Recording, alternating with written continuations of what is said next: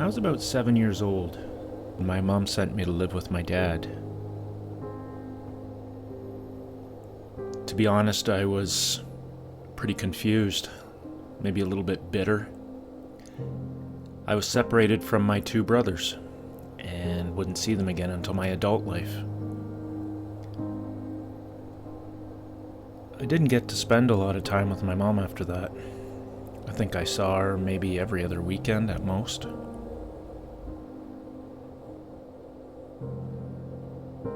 My mom was always very proud to be from First Nation.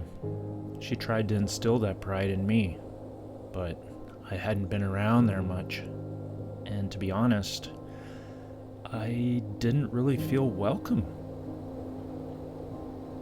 I think that feeling must stem from my childhood. As a half-white kid on the reserve, my skin looked different than the other kids. I remember kids throwing things at me, always wanting to fight me. I remember my face being smeared in dog feces.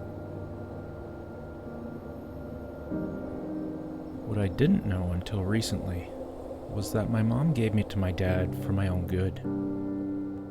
Apparently I was struggling without a father figure in my life, and my mom wanted me to have that.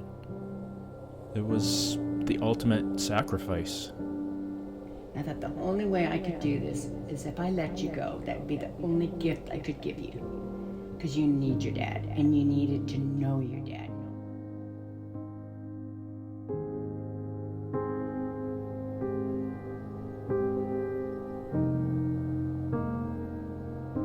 As I'm getting older, I'm finally realizing that time is the most precious thing we have.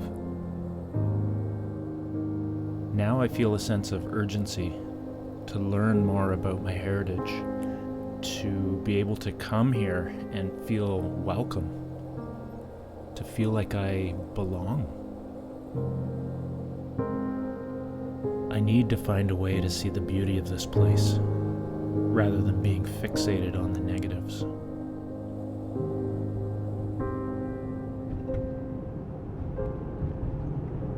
Every time I drive onto the reserve, I find myself tensing up. I feel like I don't belong. I feel like I'm the white guy and everybody's looking at me. is located on the St. Clair River, 3 miles south off the southern tip of Lake Huron, within the city limits of Sarnia, Ontario. Between 1850 and 1950, the community of Sarnia began to encroach on Through a series of treaties, the land was reduced from over 10,000 acres to about 3,100 acres today. The first well was hand-dug in 1858. They only had to go 14 feet deep to strike oil. By 1861, some 400 wells had been drilled in the area. Refineries and chemical plants would follow until was surrounded.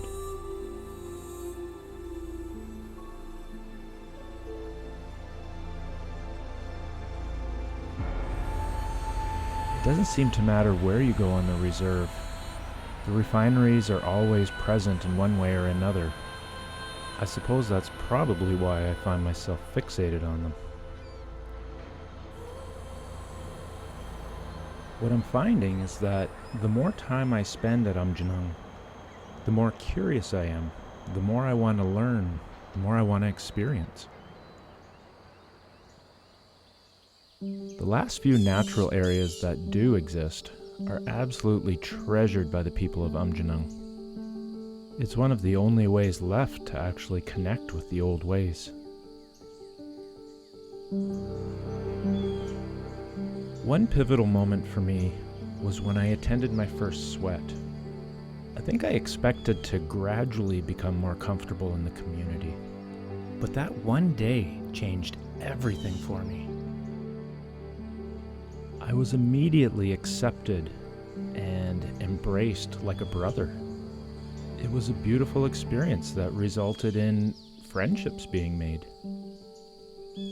It's impossible to really articulate what it felt like to take part in that sweat.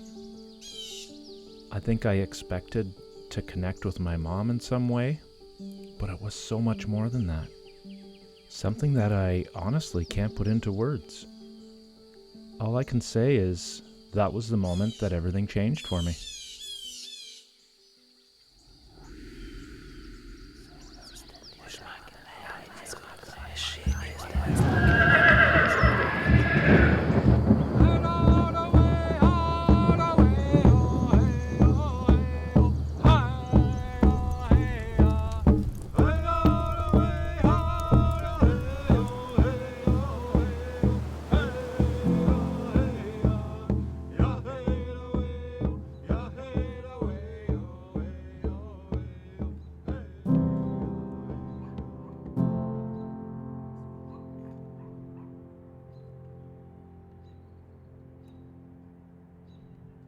Memories of these places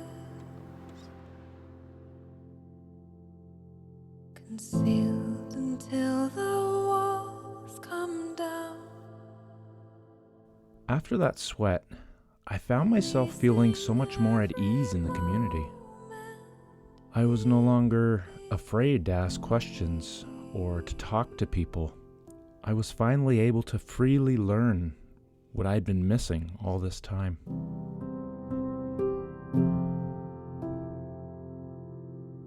I was finally able to learn what a rich and beautiful culture I come from.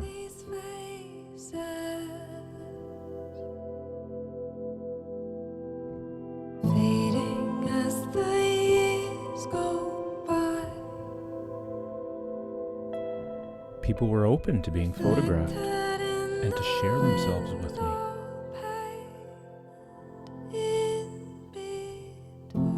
New relationships were formed, and existing ones were strengthened. As time went on, I found myself getting increasingly closer with the community.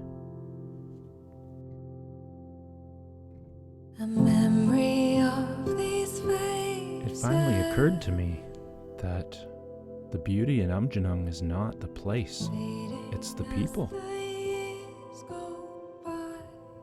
After living behind years of walls I had built up as a kid, I was finally able to break through by simply taking the time to get to know people.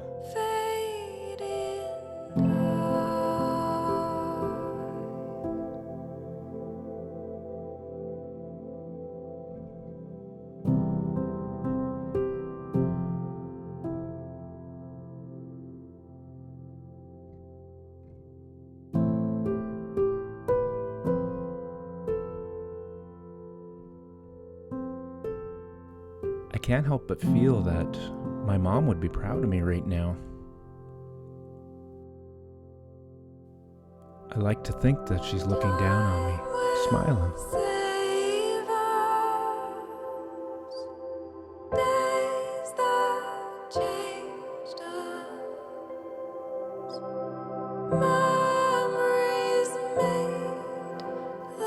For as long as I can remember, I felt incomplete. I felt like I'd be judged for looking the way I do and wanting to learn about my heritage. I've had one foot in the white world and the other in the indigenous world. I realize now that I can exist in both worlds. In fact, it's what makes me whole.